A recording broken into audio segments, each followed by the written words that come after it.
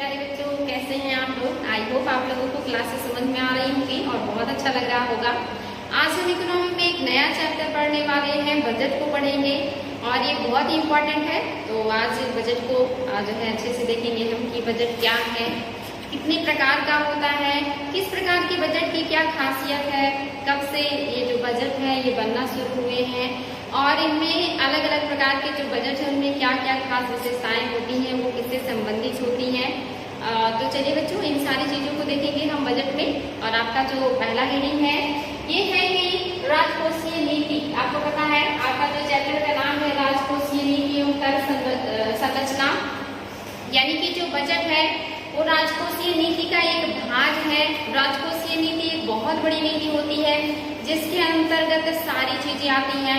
जितने भी इनकम के स्रोत होते हैं सरकार के वो भी आते हैं, जितने व्यय के स्रोत होते हैं वो भी आते हैं, जितने कर होते हैं जो कर लगाए जाते हैं उन्हें भी शामिल किया जाता है, जितनी सब्सिडीज हैं वो आते हैं। इसके अलावा हिनाट प्रबंधन, घाटे की वित्त व्यवस्था जो होता है ये भी आता है। ये सारी चीजें आपकी राजकोषीय नीति में आती हैं, यानी कि राजकोषीय नीति का एक हिस्सा है बजट। और आज हम राजकोषीय नीति को भी पढ़ेंगे और उसका जो एक हिस्सा है बजट, इसके प्रकार को पढ़ेंगे और इन सारी चीजों को पढ़ेंगे। बहुत इंपॉर्टेंट चैप्टर है। तो चलिए शुरुआत कर रहे हैं हम राजकोषीय नीति की। राजकोषीय नीति सार्वजनिक आय, सार्वजनिक व्यय, सार्वजनिक ऋण, करारोपण, बजट घाटे, सब्सिडी और हिनाट प्रबंधन, इसी को कहते हैं बजट घाटा के वित्तीय व्यवस्था से संबंधित नीतियां राजकोषीय नीति कहलाती हैं। यानी कि करारोपण सार्वजनिक व्यय का और तथा सार्वजनिक ऋण राजकोषीय नीति के घटक है, प्रमुख घटक है। यानी कि राजकोषीय नीति के ये सारे घटक हैं या एक तरीके से ये शाखाएं हैं जिनके द्वारा जो राजकोषीय नीति है ये व्यवस्थित किया जाता है। ये जो राजकोषीय नीति वर्ड है ये बहुत ब्रॉड वर्ड है। जो गवर्नमेंट है इसी के द्वारा अपने पूरे टाइम में, जो उनका 5 साल का टाइम पीरियड होता है चुनाव के बाद, उसी के तहत वो पूरे 5 साल का एस्टिमेट तैयार करते हैं कि वो कितना उनका इनकम होगा, किस तरह से आने मतलब जो आय है वो स्रोत क्या क्या है, व्यय के स्रोत क्या है, कर कौन कौन से वो लगाएंगे, किन किन चीजों पे क्या क्या मतलब किस स्तर का सब्सिडी देंगे और इसमें जो घाटे की वित्त व्यवस्था है इसको कैसे बैलेंस करेंगे, ये सारी चीजें आएंगी और बजट भी इसी में आता है। तो ये जो राजकोषीय नीति है बहुत ही ब्रॉड स्तर पे है। और जब का राजकोषीय नीति है ये गवर्नमेंट क्या करती है, इसके द्वारा ये अर्थव्यवस्था को कंट्रोल करती है, चलाती है। इसके पहले आपने देखा था कि जो RBI है वो अर्थव्यवस्था को बहुत अच्छे से कंट्रोल करती है, चलाती है। लेकिन कभी कभी उसे जब अपनी जितनी भी तरीके हैं उसको करने के बाद भी वो मार्केट में तरलता को कम और ज्यादा नहीं कर पाता है, तो ऐसी स्थिति में वो गवर्नमेंट की मदद भी लेता है। तो ऐसे ही जो गवर्नमेंट है ये भी अपना कुछ काम ऐसा करती है जिससे जो अर्थव्यवस्था है वो सुचारू रूप से चलता रहे। जैसे अगर मार्केट में बहुत ज्यादा मुद्रास्फीति है, यानी कि पैसे की मात्रा तो मार्केट में बहुत है लेकिन वस्तुएं क्या है, महंगी हो गई है, यानी कि लोगों की पहुंच से दूर हो रही है। तो ऐसे में गवर्नमेंट क्या करेगी, ऐसी राजकोषीय नीति बनाएगी जिससे लोगों को जो है वस्तुएं सस्ती मिले। जैसे क्या करेगी, ज्यादातर जो कर है चाहे अप्रत्यक्ष हो चाहे प्रत्यक्ष हो, इनको कम कर देगी या समाप्त कर देगी। अगर वस्तुओं पर कर कम हो जाएंगे तो वस्तुएं अपने आप सस्ती हो जाएंगी और लोग उसको खरीद पाएंगे। इसके अलावा क्या करेगी गवर्नमेंट, बहुत सारे जो है सार्वजनिक कार्य करेगी जिससे लोगों को मदद मिले और लोग जो है उससे पैसे अर्न करें और वस्तुओं को खरीदे। खास करके जो है ये सब्सिडीज बढ़ा देगी। आपको पता है कि गवर्नमेंट वस्तुओं को सस्ता करने के लिए एक तो टैक्स घटाती है जिससे वस्तुएं सस्ती होती हैं और दूसरा वो वस्तुओं में सब्सिडी दे देती है जिससे मार्केट में जो वस्तुएं आती हैं वो लोगों को सस्ते में मिलने लगती हैं। जैसे आप देखेंगे किसानों को खाद पर सब्सिडी, बीज पर सब्सिडी, बिजली पर सब्सिडी, कीटनाशकों पर सब्सिडी और यहाँ तक कि जो गैस सिलेंडर्स हैं, मतलब लगभग गवर्नमेंट हर जरूरत की चीजों पे सब्सिडी देती है जिससे जो गरीब लोग हैं जिनकी पहुंच में वस्तुएं नहीं आ रही हैं या महंगी हैं उन्हें सस्ते रेट में मिलने लगे। तो गवर्नमेंट जब भी मार्केट में मुद्रास्फीति होगी, वस्तुएं महंगी हो जाएंगी तो वहाँ में क्या करेगी, कर की जो दर है वो घटाएगी या समाप्त कर देगी। और दूसरा, सब्सिडीज को बढ़ा देगी, जिससे जो वस्तुएं हैं मार्केट में सस्ती हो जाएगी और लोग उसको आसानी से परचेज कर पाएंगे। ये तो है जब मार्केट में मुद्रास्फीति होगी तो गवर्नमेंट इस तरह का राजकोषीय नीति अपनाती है। दूसरा है, अगर मार्केट में जो है डिमांड कम हो जाए, लोग सामान खरीदना कम कर दे, यानी कि जो मंदी की स्थिति आने लगे, अर्थव्यवस्था में मांग खत्म हो जाए और जब मांग नहीं होगा तो सप्लाई नहीं होगी और अर्थव्यवस्था जो है वो ठप पड़ने लगता है। ऐसे में गवर्नमेंट क्या करेगी, इसका मतलब क्या है, अगर मांग नहीं हो रही है तो इसका मतलब लोगों के पास पैसे नहीं है, क्योंकि अगर व्यक्ति के पास पैसे होगा तो वो जरूर सामान खरीदने मार्केट को जाएगा, चाहे वो उसके डेली जरूरत की हो या कभी कभी जरूरत की हो, क्योंकि आपको पता है जितना ज्यादा पैसा आता है उतने ही ज्यादा हम खरीदारी करते हैं। जहां हमारी 2 वस्तुओं से काम चल सकता है वहां हम 4 ले लेते हैं, तो हम हर चीज का जो है खरीदारी बढ़ा देते हैं। और अगर हम खरीदारी नहीं कर रहे हैं इसका मतलब हमारे पास पैसे नहीं है। तो जब भी अर्थव्यवस्था में मंदी की स्थिति आती है तो वहाँ पे गवर्नमेंट क्या करेगी, तो वहाँ पे वो सस्ती राजकोषीय नीति अपनाएगी, यानी कि बहुत सारे जो है सार्वजनिक कार्य करना शुरू कर देगी। और जब सार्वजनिक मतलब कि लोगों के लिए कल्याणकारी कार्य, जैसे चिकित्सालय बनवाना शुरू कर देगी या जो शिक्षा पे व्यय करने लगेगी, और इसके अलावा बहुत सारे रोड, बहुत सारे ऐसी चीजें होती हैं जिससे जनता की सेवा करती है गवर्नमेंट या जनता की मदद करती है। और जब ये सारी चीजें गवर्नमेंट शुरू कर देगी तो वहाँ पे क्या होगा, लोगों को जॉब मिलेगा और जॉब के थ्रू उनके पास पैसे आएंगे, जिससे उनके पास मार्केट में या लोगों के पास जब पैसे आएंगे तो मार्केट में फिर से डिमांड बढ़ेगा और फिर से सप्लाई बढ़ेगी और जो अर्थव्यवस्था है वो सुचारू रूप से चलना शुरू कर देगा। यानी कि लोगों के पास पैसे आए, इसके लिए गवर्नमेंट क्या करेगी, बहुत सारे सार्वजनिक कार्य करना शुरू कर देती है और मार्केट में पैसा आना शुरू हो जाता है। या कर वगैरह कम कर देगी तो लोगों के पास उनके इनकम का ज्यादा से ज्यादा हिस्सा बचेगा, क्योंकि गवर्नमेंट उस पर टैक्स कर जो है वो कम कर देती है, तो भी लोगों के पैसे सेव होंगे और तब भी वो मार्केट में सामान खरीदने के लिए जाएंगे। दूसरा, अगर अर्थव्यवस्था में जो मांग है वो बहुत ज्यादा है और वस्तुओं की सप्लाई इतनी ज्यादा नहीं है, यानी कि लोगों के पास पैसे बहुत ज्यादा है और वो खरीदारी करने बहुत ज्यादा पहुंच रहे हैं, इससे भी अर्थव्यवस्था में बहुत ज्यादा अगर होगा तो डिसबैलेंस होगा। तो ऐसे में गवर्नमेंट क्या करेगी, टैक्सेस बढ़ा देगी कि ज्यादा से ज्यादा जो पैसे हैं वो हमारे पास आए, जो सब्सिडी है वो घटा देगी, वस्तुएं महंगी मिलने लगे लोगों को, और जो उसका सार्वजनिक कार्य है जो लोगों के लिए वो करने वाली थी उसको कम कर देगी, ताकि उससे कम से कम लोगों को जॉब मिले, कम से कम वस्तुएं उसमें इन्वेस्ट हो और जो है पैसा मार्केट में कम जाए, ताकि जो ये डिमांड इतना ज्यादा बना हुआ है ये कम हो जाए। तो गवर्नमेंट अपनी राजकोषीय नीति से मुद्रास्फीति, मार्केट में मंदी, मार्केट में तेजी, इन सारे चीजों को जो है कवर करती है और ये बहुत बड़ी एक अपने आप में संरचना है, या इसी के अंतर्गत जितनी भी अर्थव्यवस्था से संबंधित नीतियां होती हैं, जितनी भी वित्त व्यवस्थाएं होती हैं वो सारी आती हैं। तो ये है आपका राजकोषीय नीति। तो आई होप बच्चों आपको राजकोषीय नीति समझ में आया होगा।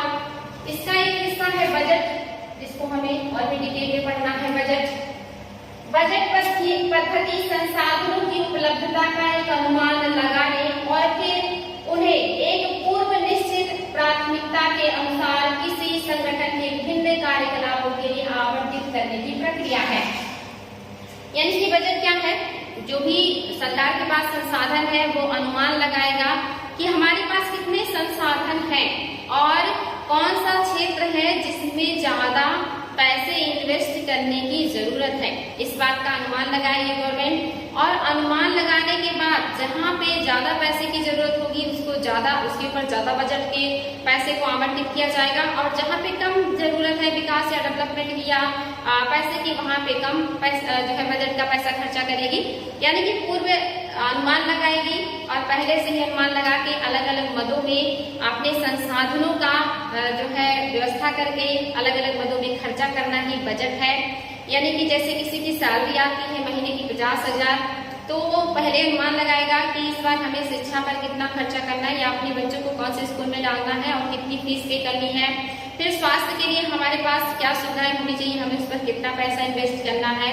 इसके अलावा हमें गाड़ी खरीदनी है या इस बार हमें घर लेना है या कहीं लैंड लेना है, तो इसके लिए क्या करेंगे, हम बजट बनाते हैं अपने महीने भर का कि कैसे हम खर्चा करेंगे, हमारा जो महीने भर का काम है वो सारा पूरा हो जाए और उस महीने भर में हम किस चीज पे ज्यादा खर्चा करेंगे या किस चीज पे हमें ज्यादा खर्चा करने की जरूरत है, ये सारी चीजों का अनुमान लगा करके और फिर हम कोशिश करते हैं कि हम अपने बजट के अंदर काम को पूरा कर लें। ऐसा ही गवर्नमेंट करती है, उसके पास जितने भी पैसे होते हैं उसे वो देश के लिए उपयोग में लेकर के आती है और जहाँ पे ज्यादा जरूरत की समझती है वहाँ पे वो ज्यादा बजट का हिस्सा खर्चा करती है, इसी को बजट कहते हैं। यहाँ पे आपके पास बजट का ये उदाहरण है। यहाँ पे हम कुछ जो है संवैधानिक रूप से भी देख लेते हैं। संविधान में अनुच्छेद 112 है और इसमें क्या कहा गया है, एग्जाम में आ भी जाता है ये सारी चीजें।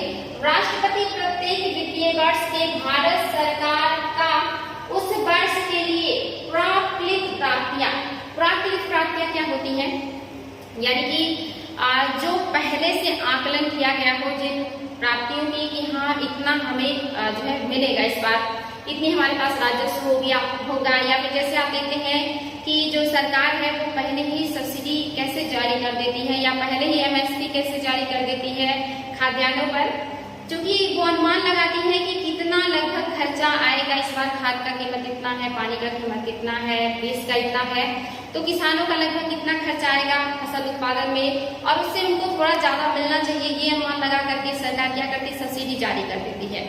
ऐसे ही यहाँ भी अनुमान लगाया जाता है कि हमारे पास जितना पैसा है या हमारे पास कितना पैसा आने वाला है, जैसे जिस साल मानसून अच्छा होता है उस साल अनुमान लगाया जाता है कि इस बार हमारे यहाँ खाद्यान्नों का उत्पादन इतने मिलियन टन होने चाहिए या उद्योग क्षेत्र से हमें इतना राजस्व मिलना चाहिए, यानी कि पहले से आकलित हमारे पास जो राजस्व है उसी को हम क्या करते हैं, अनुच्छेद 112 के तहत जो राष्ट्रपति है वो क्या करेगा, वहां पे राष्ट्रपति उस वर्ष के लिए प्राकृतिक यानी कि पहले से आकलित प्राप्तियों एवं व्ययों का विवरण रखवाएगा, यानी कि हमारी प्राप्तियां कितनी होंगी और हम कौन से मद में उन प्राप्तियों का कितना % खर्चा करेंगे, इन सारी चीजों का जो डिटेल है वो राष्ट्रपति कहाँ पे रखवाएगा, संसद की पटल पर रखवाएगा।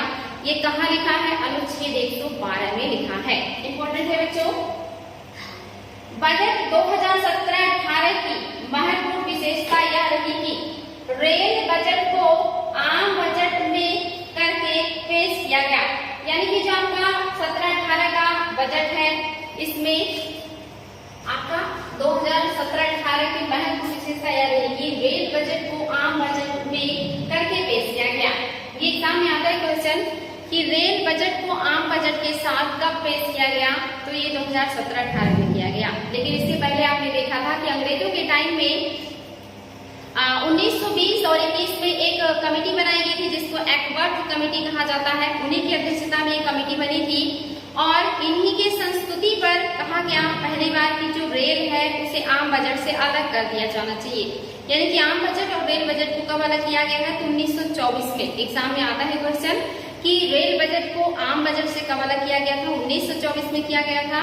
किस कमेटी की सिफारिश पर किया गया था, एक्वर्थ कमेटी की सिफारिश पर किया गया था और ये 10 सदस्यीय जो है समिति थी। इन्होंने कहा कि रेल बजट को आम बजट से अलग कर देना चाहिए और इन्होंने रीजन बताया कि जो रेल बजट है ये अपने आप में एक ऐसी बजट है जो सरकार को फायदा देने के लिए बनाई गई है और पता चलना चाहिए कि रेल बजट से हमें फायदा हो रहा है कि नहीं हो रहा है। और माना जाता है कि जब उस समय अलग किया गया तो पता चला कि जो रेल बजट है ये बहुत ही अच्छी थी और इसी की वजह से जो सरकार का राजस्व है वो उसे ज्यादा प्राप्त होता था, बल्कि जो सरकार का आम बजट था वो बहुत घाटे में चल रहा था। तो ये अलग करने के बाद सरकार को निष्कर्ष निकला था। तो एग्जाम में क्वेश्चन बनता है कि पहली बार रेल बजट को आम बजट से कब अलग किया गया था, 1924 में किया गया था, ताकि पता चले कि आम बजट से कितना लाभ हो रहा है गवर्नमेंट को और रेल बजट से गवर्नमेंट को कितना लाभ हो रहा है। और इन दोनों को फिर से वापस कब जो है मर्ज कर दिया गया है, तो 2017-18 में दोनों बजट को आपस में फिर से मर्ज कर दिया गया है। अब रेल बजट और आम बजट दोनों साथ साथ पेश किया जाएगा।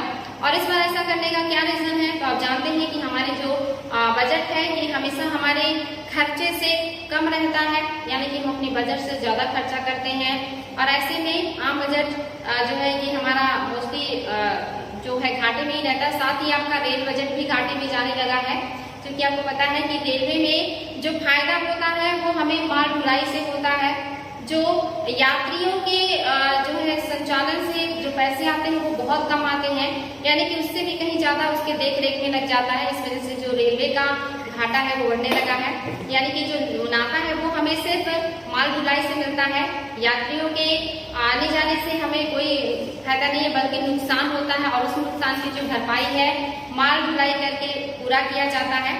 और इन्हीं सारे चीजों की वजह से इन दोनों बजट को मर्ज कर दिया गया है। तो ये डेट इम्पोर्टेंट रखेंगे बच्चों कि 2017-18 में वापस रेलवे बजट को आम बजट में मिला दिया गया है, जबकि 17-18 बजट के पहले तक रेल बजट को एक अलग बजट के रूप में पेश किया जाता था।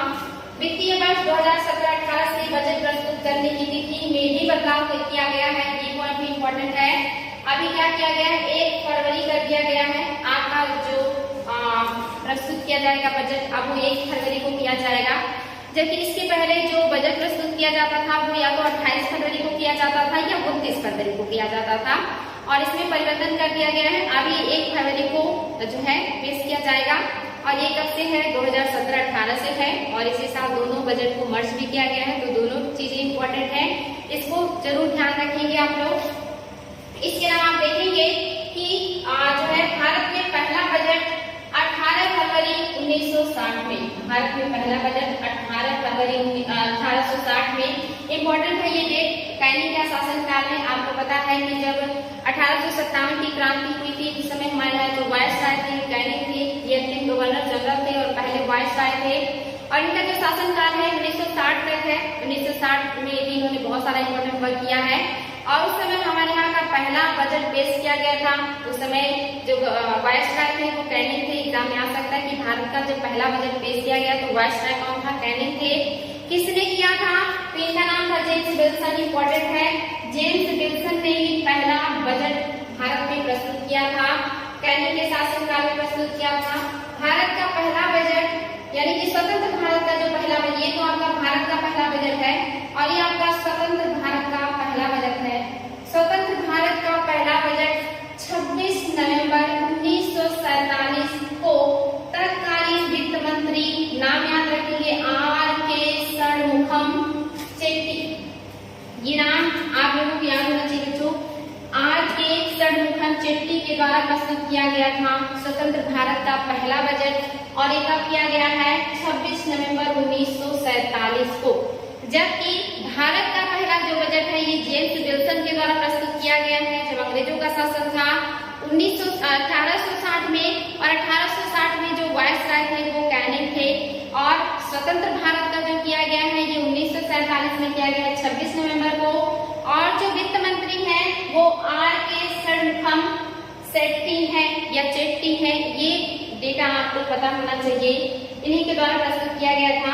केंद्रीय बजट में लगातार 3 वर्षों की प्राप्तियों और व्ययों का विवरण प्रस्तुत किया जाता है, यानी कि जो केंद्रीय बजट होता है इसमें लगातार जो 3 वर्षों का विवरण होता है उसी को प्रस्तुत किया जाता है कि पिछले 3 वर्षों में जो सरकार है उसने क्या इनकम अर्ज किए हैं या कितना खर्चा किया है, किस मद में किया है, इन सभी चीजों का विवरण प्रस्तुत करती है सरकार, जिसमें 3 तरह का अनुमान होता है, जिसमें आप देखेंगे आगामी वित्तीय वर्ष के लिए बजट अनुमान, यानी कि जो आने वाला वित्तीय वर्ष है उसके लिए बजट अनुमान लगाया जाता है। इसके अलावा चालू वित्तीय वर्ष के लिए संशोधित अनुमान, यानी कि जो वर्ष चल रहा है उसके लिए संशोधित अनुमान, क्योंकि ये चीजें बदलती रहती हैं, जितना अनुमान लगाया जाता है हमेशा उतना प्राप्त नहीं होता, तो सरकार उसमें संशोधन भी करती रहती है, तो ये संशोधित अनुमान होता है। तीसरा है आपका पिछले वित्तीय वर्ष की वास्तविक प्राप्तियां तथा व्यय, यानी कि पिछले जो वित्तीय वर्ष है उसका हमें वास्तविक इनकम कितना हुआ था और व्यय कितना हुआ था, ये भी बजट में होता है, यानी कि जो बजट होगा वो 3 सालों का होगा।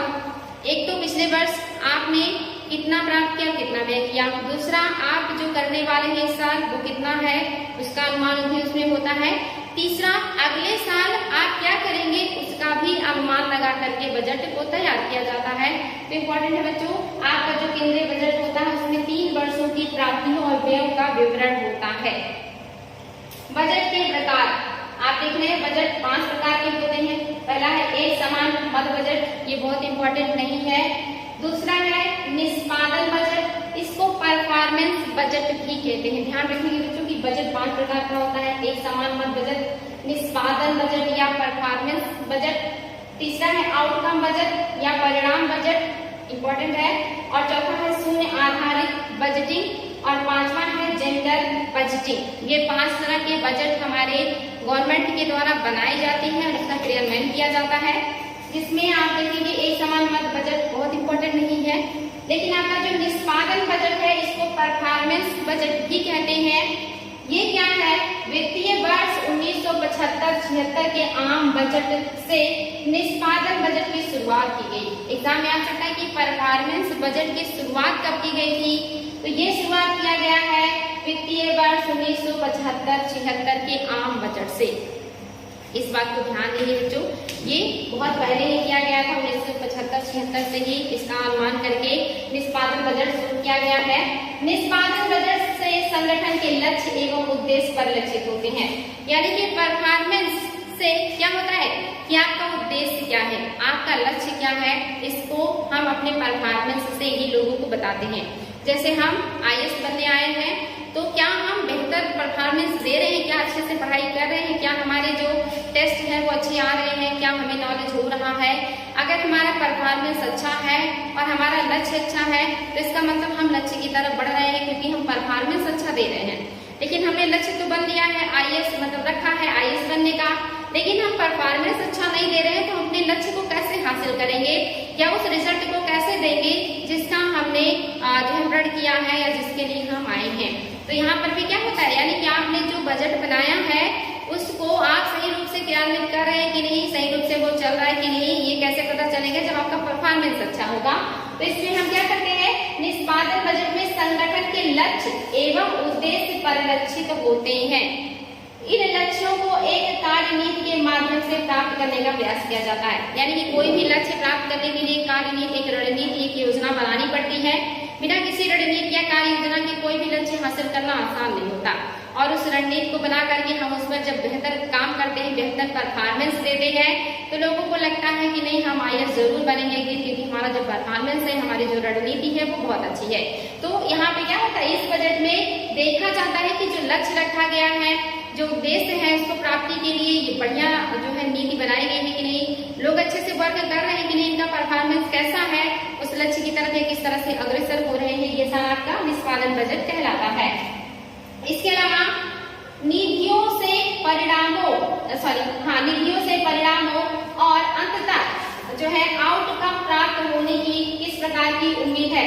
यानी कि निधियों, जो भी निधियां दी गई हैं, जो भी पैसे दिए गए हैं इस क्षेत्र में या इस बजट में, उससे परिणाम क्या आएगा, और परिणाम आउटकम मीन्स होता है रिजल्ट, उससे क्या रिजल्ट आएगा, उसका किस तरह से किस मद में खर्चा किया जा रहा है और उसका क्या रिजल्ट आने वाला है।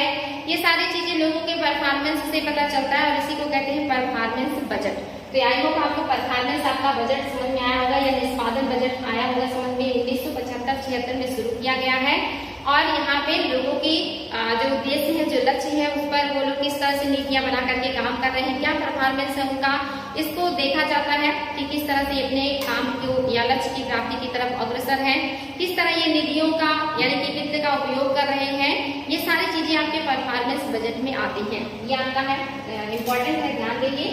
नेक्स्ट है आपका आउटकम या परिणाम बजट, यानी कि आप कैसे परिणाम देंगे। इसके तहत क्या किया जाता है कि जो निधियां हैं, जो पैसे हैं, वो अलग अलग मंत्रालय को आवंटित किए जाते हैं और उनके परफॉर्मेंस को जो है परफॉर्मेंस बजट के अंतर्गत देखते हैं।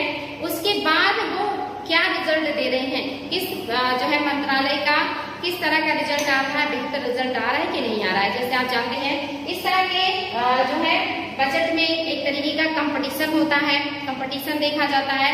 जैसे आजकल आप देखेंगे, उदाहरण के रूप में आपको बता रहे बच्चों, जो नीति आयोग है वो सभी राज्यों के बीच में एक हेल्दी कंपटीशन कराता है और वहाँ पे चैलेंज करता है कि जो राज्य सबसे ज्यादा स्वच्छता में आगे आएगा, सुरक्षा में आगे आएगा, निवेश में आगे आएगा, शिक्षा के क्षेत्र में आगे आएगा, साफ सफाई के ये सारे क्षेत्रों में या प्रशासन के क्षेत्र में आगे आएगा, उसे हम पुरस्कृत करेंगे।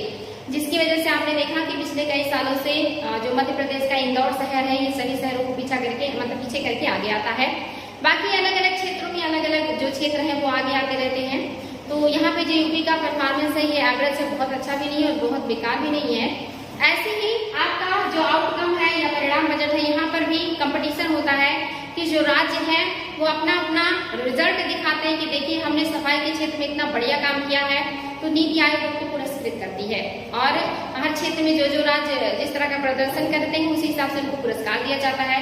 ऐसे आउटकम में होता है यहाँ पर जितने भी विभाग होते हैं, जितने भी जो है अलग अलग संस्थान होते हैं, वो सब क्या करते हैं, अपना रिजल्ट दिखाते हैं, अपना प्रदर्शन करते हैं और यहाँ पे कंपटीशन की भावना होती है जिससे बेहतर परिणाम आए। तो ये आउटकम बजट है। आउटकम बजट वह बजट है जिसमें सरकार के विभिन्न विकासात्मक कार्यक्रमों के परिणामों की प्रस्तुति की जाती है कि जो उन्होंने कार्यक्रम चलाए थे उसका परिणाम अच्छा आया कि नहीं आया है, इस बात की जो प्रस्तुति है वो आउटकम बजट में किया जाता है। यह विभिन्न मंत्रालयों और विभागों के प्रदर्शन का एक रिपोर्ट कार्ड है। जैसे आपका नाम लिखाया जाए या किसी माता पिता के कई बच्चे हैं उनका नाम लिखा दिया जाए, तो साल के अंत में वो देखते हैं कि हमारे बच्चों का रिपोर्ट कार्ड कैसा आया है, क्या उनका रिजल्ट अच्छा है या नहीं है, अगर नहीं है तो क्यों नहीं है, क्या कमियां हैं। तो जिनका अच्छा प्रदर्शन होता है उनको शाबाशी भी दी जाती है। ऐसे ही जो सरकार है जब आवंटन करती है अलग अलग विभागों को पैसे, तो उनका रिजल्ट भी देखती है, रिपोर्ट कार्ड भी देखती है। वो सारे लोग अपना रिपोर्ट कार्ड दिखाते हैं कि देखिए हमारा परफॉर्मेंस क्या है, या सरकार कहती है कि आप अपना रिपोर्ट कार्ड हमें प्रस्तुत कीजिए। एक इसमें होता है आउटकम बजट में होता है। आउटकम का प्रयोग सरकार की बजटीय प्रक्रिया में परिवर्तन लाने के एक उपकरण के रूप में होता है। यानी कि जो भी प्रक्रियाएं हैं उसमें परिवर्तन लाया जा रहा है। अब धीरे धीरे लोगों को उनके जिम्मेदारियों का एहसास दिलाने का कोशिश किया जा रहा है, या उन्हें मोटिवेट किया जा रहा है, या कहीं उनके अंदर कंपटीशन की भावना लाई जा रही है ताकि जो हर विभाग है वो बेहतर से बेहतर वर्क करे। ये आउटकम बजट में किया जा रहा है। इसके अलावा जो सरकार है ये क्या करती है, उपकरण के रूप में उपयोग करती है और साथ ही आउटकम का प्रयोग सरकार की बजटीय प्रक्रिया में जो है पारदर्शिता लाने के एक उपकरण के रूप में होता है। क्योंकि अगर हर विभाग अपना अपना रिजल्ट देगा तो इससे पारदर्शिता आती है। बिना रिजल्ट के पता नहीं चलता कि कौन कैसा काम कर रहा है। जब उनका रिजल्ट आता है तो पता चलता है कि काम अच्छा हो रहा है, इससे काम में पारदर्शिता बनती है और एक तरीका है काम में पारदर्शिता लाने का जो गवर्नमेंट करती है। इसके अलावा पहला आउटकम बजट संसद द्वारा, ये डेट याद रखेंगे बच्चों, 25 अगस्त 2005 को पारित किया गया। संसद द्वारा आउटकम जो पहला आउटकम बजट है वो कब किया गया है, तो 2005 में किया गया है 25 अगस्त को। आगे चल करके क्या किया गया, 2007-08 के लिए आउटकम बजट और निष्पादन बजट को मिला दिया गया। लेकिन 2008 में क्या किया गया, आउटकम और निष्पादन बजट यानी कि परफॉर्मेंस और रिजल्ट इन दोनों को मिला दिया गया आपस में। ये इम्पोर्टेंट कि पहला कब पेश किया गया है, तो 2005 में 25 अगस्त को दोनों को मिलाया कर गया है। तो आप देख रहे हैं 7-8 में मिला दिया गया है दोनों को एक साथ। आगे है कि के लिए जो आउटकम बजट और निष्पादन बजट को मिला दिया गया तथा उसे एक मिले जुले दस्तावेज के रूप में दिया गया। यानी कि मिला जुला दस्तावेज था जिसमें परफॉर्मेंस भी थे और जिसमें रिजल्ट भी था। ऐसा किया गया था गवर्नमेंट के द्वारा 2007-08 में। नेक्स्ट जो आपका शून्य आधार बजटिंग। शून्य आधार बजटिंग मीन्स क्या होता है, शून्य आधार बजटिंग मीन्स होता है कि जब भी कोई शुरुआत कीजिए तो शून्य से कीजिए। यानी कि अब तक जो आपने किया है उसे जीरो मान लीजिए और एक नए सिरे से एक नई रणनीति के साथ कार्य कीजिए। और ये जो है बहुत बढ़िया काम शुरू किया गया गवर्नमेंट के द्वारा। इसके पहले आप देखते थे इस तरह की चीजें नहीं थी हमारे यहाँ बजट में, लेकिन इसे जो है गवर्नमेंट के द्वारा अपनाई गई। ये अपनाने का रीजन क्या है, जैसे आप मान लीजिए कि जो हमारी गवर्नमेंट है मोस्टली 5 सालों के लिए चुनी जाती है। अगर अच्छा परफॉर्मेंस होता है तो जनता उसे आगे भी मौका देती है, लेकिन अगर अच्छा परफॉर्मेंस नहीं होता तो 5 सालों के बाद वो हटा दी जाती है। तो ऐसे में अगर कोई गवर्नमेंट है उसने अपनी बजट बनाई और काम करना शुरू किया और उसने बहुत ज्यादा काम शुरू कर दिया जितना उसके पास बजट नहीं था, तो ऐसे में वो अगर चले जाते, हार जाते हैं और दूसरी गवर्नमेंट आएगी तो उसे आगे ले जाने के लिए अपने जो पास बजट है उसे इन पुरानी योजनाओं में इन्वेस्ट करना होगा। तो फिर वो नई कैसे करेगी, क्योंकि वो पुरानी योजनाएं पुरानी सरकार के द्वारा चलाई गई थी। तो माना जाता है कि जब नया सरकार आए या नया सत्र आए तो वहां से मान लीजिए कि आपने जो पीछे किया वो सब शून्य है और वहां से आप एक नई शुरुआत कर रहे हैं ताकि आप आगे के लिए बेहतर कर सके जो है विदाउट किसी जो है प्रेशर के या टेंशन के या घाटे के। तो इसीलिए लाया जाता है आपका शून्य आधारित बजटिंग, यानी कि आपका आधार जो है वो शून्य है और शून्य से शुरुआत कीजिए आप आगे बढ़ने का। यही है शून्य आधार बजटिंग। यानी कि शून्य आधार बजटिंग की विचारधारा 1970 के दशक में आई थी। 1970 के दशक में ये विचारधारा जो है लोगों के बीच पनपी थी कि शून्य आधारित बजटिंग होना चाहिए। वित्त मंत्रालय ने सरकार के सभी मंत्रालयों और विभागों को संबोधित अपने 10 जुलाई 1986, ये डेट याद रखेंगे, जो 10 जुलाई 1986 के पत्र के आधार से शून्य आधारित बजट पद्धति औपचारिक रूप से लागू किया। भारत में शून्य आधारित बजट पद्धति कब लागू हुई है औपचारिक रूप से? तो ये लागू हुआ है 10 जुलाई 1986 को, ये औपचारिक रूप से भारत में लागू हुआ था। आगे है बच्चों कि जो है 1987-88 के आम बजट के साथ 1987-88 में इसके जो है अंतर्गत, मतलब 1987-88 के अंतर्गत इसको पूरी तरह से लागू किया, क्योंकि एक था औपचारिक, इसकी जो धारणा है ये आई है 70 के दशक में, लेकिन इसे औपचारिक रूप से जो लागू किया गया है, तो ये डेट याद रखेंगे 10 जुलाई 1986 को। लेकिन इसे पूरी तरह से हमने अमल में कब लाया है? इसे पूरी तरह से अमल में लाया है 1987-88 में, यानी कि इसी के 1-2 साल के बाद हमने इसे पूरी तरह से एक्सेप्ट कर लिया या अमल में आने लगा था, यानी कि कोई औपचारिकता नहीं रह गई, कोई फॉर्मेलिटी नहीं है, अब ये पूरी तरह से हमारे बजट का हिस्सा है, हिस्सा बन गया है। और इसी के अंतर्गत क्या किया गया है? प्रत्येक बजट पद्धति शून्य से शुरू होती है, यानी कि किसी भी मद में जो भी बजट बनाई जाएगी वो शून्य से शुरू होगी। साथ ही इसके अंतर्गत प्रत्येक संस्था और विभाग हर बार सब कुछ शून्य मानकर नए आधार से बजट बनाती है, यानी कि इसके अंतर्गत जितनी भी संस्थाएं हैं वो क्या करेंगे, जो आधार है, जो बेस है, उसे शून्य मानेंगे, पीछे के जो रिकॉर्ड्स हैं उन पर ध्यान नहीं देंगे और अपने जो है शुरुआत क्या करेंगे, शून्य से करेंगे, ताकि वो बेहतर वर्क कर सके और पुराने जो घाटे हैं, जो मुनाफे हैं, उसका इफेक्ट उनके ऊपर ना आए। इसी चीज को ध्यान में रखते हुए शून्य आधार बजटिंग का जो है शुरुआत किया गया था। साथ ही और क्या किया गया है, इसके तहत व्यय की आवश्यकता, व्यय की मात्रा, यानी कि इसके तहत क्या किया जाता है कि व्यय की आवश्यकता कितनी है, व्यय की मात्रा कितनी है, साथ ही व्यय के लक्षित क्षेत्रों का विशेष ध्यान रखा जाता है कि शून्य आधारित जो बजटिंग है वो ऐसा हो कि व्यय की मात्रा क्या है, उसका लक्ष्य क्या है, आवश्यकता क्या है, इन सारी चीजों को ध्यान में रख करके शून्य आधारित जो बजटिंग है ये बनाई जाती है, जिससे जो मंत्रालय है उन्हें असुविधा ना हो, जो मंत्रालय है उनके बीच पारदर्शिता हो, यानी कि अगर सरकार को पता है कि अगले 5 सालों के बाद हम यहाँ से हट सकते हैं, तो ऐसे में क्या करेगी, बहुत सारी योजनाएं ले आएगी और उसके लिए बहुत सारी उधारी ले लेगी, या वो योजनाएं अभी जो है पूरी नहीं होंगी तभी वो हटा दिए जाएंगे। तो ऐसे में आने वाली गवर्नमेंट के लिए प्रॉब्लम है कि वो पुरानी योजनाओं के लिए बजट बनाए या नई योजनाएं चलाए, बजट बनाए, तो उनको प्रॉब्लम ना हो, इसीलिए शून्य से, यानी कि वो उसे छोड़ भी सकते हैं, चाहे तो उन योजनाओं को पूरा कर सकते हैं, यानी कि वो शून्य आधार मान करके अपने नए सिरे से काम करना शुरू कर सकते हैं। तो यहाँ पारदर्शिता लाई जाती है, क्योंकि पुरानी गवर्नमेंट की वजह से नई गवर्नमेंट को प्रॉब्लम ना हो। और दूसरी, कभी कभी नई गवर्नमेंट ये भी तो कर सकती है कि जो पैसे हैं उसे जो है बहुत ज्यादा अपनी ऊपर इन्वेस्ट कर ले और उसमें दिखा दे कि हम इन सारे पैसों को पुरानी योजनाओं को पूरा करने में लगा दिए, अब नई योजनाओं को पूरा करने के लिए हमारे पास पैसे ही नहीं है। तो क्या होगा, पारदर्शिता प्रभावित होगा, यानी कि अगर पहली गवर्नमेंट कुछ गड़बड़ करती है तो उसका इफेक्ट नई गवर्नमेंट पे आएगा, और कभी चाहे तो नई गवर्नमेंट भी पुरानी गवर्नमेंट की जो है काम का सहारा लेकर के पैसे को इधर उधर कर सकती है।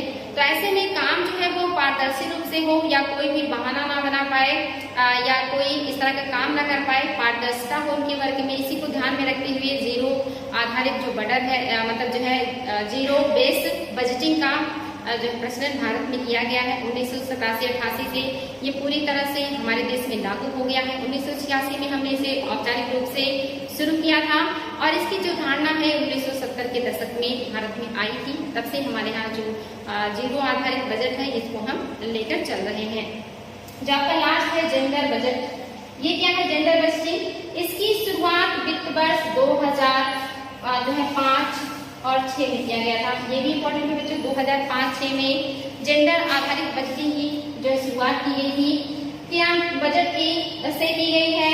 जेंडर बजटिंग का सबसे पहला प्रयोग 1982 में ऑस्ट्रेलिया में किया गया था, यानी कि इससे पहले ये जेंडर बजटिंग का जो प्रयोग है वो ऑस्ट्रेलिया ने किया था, 1982 में ही किया था, और हमने 2005-6 में किया है।